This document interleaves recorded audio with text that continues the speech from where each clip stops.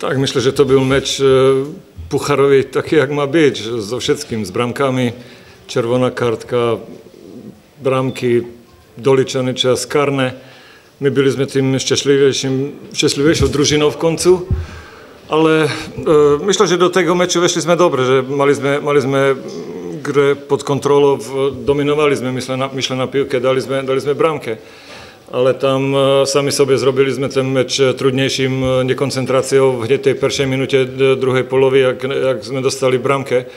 I trwało nam to można 20 minut, jak sme z tego jak spamatowali, abyśmy zaczęli grać to, co sme chcieli.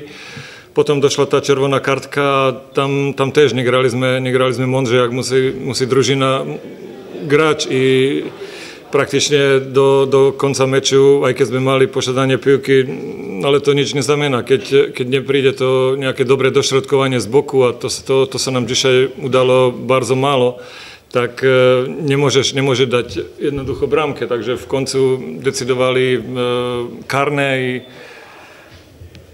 powiem tak, że w tym był lepszy Leszczyński. Dziękujemy. Są jakieś pytania do trenera? Bardzo proszę. Włodek Wyżmego dnia. Panie trenerze, dobry mecz, pucharowy, wszystko było.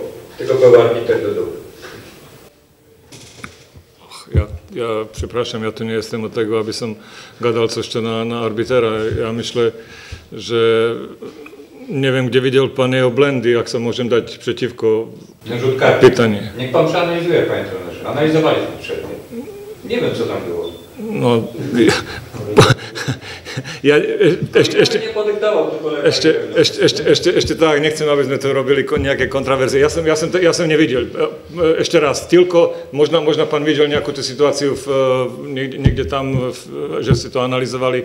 Ja nemôžem teraz vám povedať, že dobre, byl karný, lebo byl to a to. Takže Są jeszcze jakieś tyle. pytania do trenera? Szkoda, że nie szkoda.